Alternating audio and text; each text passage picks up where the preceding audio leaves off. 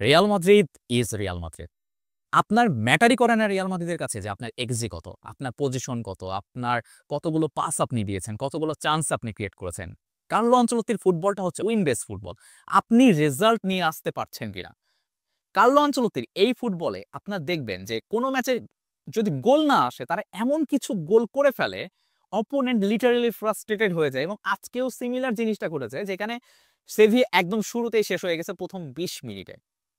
Kylian এমবাপ্পের ডিবক্সের বাইরে থেকে একটা আউটস্ট্যান্ডিং গোল 10 মিনিটের মাথাতে, আনবিলিভেবল। এবং এই গোলটা দেখে আপনার মনেই হতে পারে যে আজকের ম্যাচের সেরা গোলটা করে ফেলেছে এমবাপ্পে, কিন্তু না, বেলবার্দে ওয়েট করছে আপনার জন্য। যে রকেটটা সে আজকে লঞ্চ করছে 20 মিনিটের মাথাতে, আমি লিটারালি সারপ্রাইজ হয়ে গেছি। বিকজ রায়ো ভ্যালেদনের এগেনস্টে কিছুদিন আগেই সে এইরকমই একটা গোল করেছিল, কিন্তু তার থেকেও বেটার গোল আরো দূর থেকে আজকে সে করেছে। এবং আপনার কাছে যখন এরকম পাওয়ার হিটার রয়েছে, আপনার কাছে যখন কিকিং পাওয়ারওয়ালা প্লেয়ার রয়েছে এইরকম, তখন আপনি ওই জায়গা থেকে শট করবেনই। আপনার কাছে ম্যাটারই করে না যে আপনি পাস দিবেন কিনা, ক্রস করবেন কিনা, বা আপনি কতগুলো ডিবক্সের ভেতরে পাস দিচ্ছেন, কতগুলো চান্স ক্রিয়েট করছেন। আপনার এক্সজি ম্যাটারই করে না, বিকজ আপনি লং রেঞ্জ থেকে এইরকম গোল করতে পারলে আপনার কোনো কিছু দরকারই নাই। ওই দুইটা গোলেই আসলে সেভিয়া ম্যাচ থেকে বের হয়ে গেছে। তারপরেও সেভিয়া দুইটা গোল করেছে, বাট রদ্রিগো রদ্রিগো রদ্রিগো এই প্লেয়ারটা সবার আড়ালে পড়েছে। আমার মনে হয় রিয়াল মাদ্রিদের সব থেকে আন্ডাররেটেড প্লেয়ার।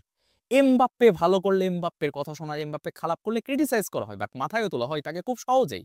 কিন্তু ভিনিসিয়াস জুনিয়র সে তো মধ্যমণি রিয়াল মাদ্রিদে।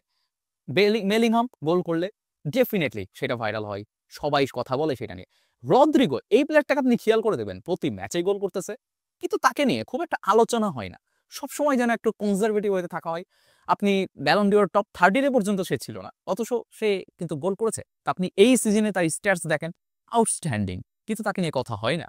সো এই জিনিসগুলো কিন্তু সারপ্রাইজ করে। But definitely Rodrigo is amazing, amazing finisher. এবং আজকেও সে অসাধারণ একটা গোল করেছে, যেখানে রিয়াল মাদ্রিদ 3-0 গোলের একটা লিড নিয়ে নেয়, 3-1 লিড নিয়ে নেয়, কিন্তু তারপরে সেভিয়া আবার আরেকটা গোল করে এবং লাস্টে ব্রাহিম দিয়ে যে সফট একটা সিম্পল ফিনিশ, এবং রিয়াল মাদ্রিদ 4-2 গোলে বিধ্বস্ত করে সেভিয়াকে। এবং রিয়াল মাদ্রিদের খেলা দেখলে আপনি জাস্ট এটাই ভাববেন যে কোনো ম্যাচে রিয়াল মাদ্রিদ ডমিনেট করুক আর না করুক, রিয়াল মাদ্রিদ ডমিনেট করলেও তারা জিতে, রিয়াল মাদ্রিদ ডমিনেট না করলেও সামহাউ তারা ম্যাচটা বের করে ফেলে। কার্লো আনচেলত্তির কোনো ফিক্সড ট্যাকটিক্স আপনি বলতে পারবেন না।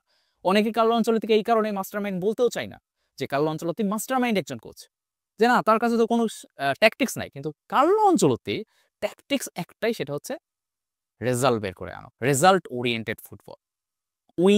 মানে তার একটাই চিন্তা যে আমার জেতা লাগবে, সেটা যেভাবে হোক। সেটার জন্য যদি আমাকে বাস পার করতে আমি বাস পার করবো, তার জন্য যদি আমাকে লং রেঞ্জে শট করতে আমি লং রেঞ্জ শট করবো, মিড ব্লক করতে হলে মিড ব্লক করবো, হাই প্রেসিং করতে হলে হাই প্রেসিং আমি করবো, বাট আমার রেজাল্ট লাগবে। সো কার্লো আনচেলত্তিকে এই জায়গা ক্রেডিট দিতেই হবে। সে প্রত্যেকটা প্লেয়ারের পটেনশিয়ালিটি অনুযায়ী তার ট্যাকটিক সাজায়, এবং এইটাই আহ, আমরা দেখেছি একদম ফুললি ফ্রিডম দেওয়া রয়েছে ভেলভার্দেকে লং রেঞ্জ থেকে শট করার জন্য, এবং যার জন্যই কিন্তু এরকম অ্যামেজিং কিছু গোল আমরা দেখতে পাচ্ছি। ভেলভার্দের গোলটা জাস্ট আনবিলিভেবল, অসাধারণ একটা গোল করেছে সে।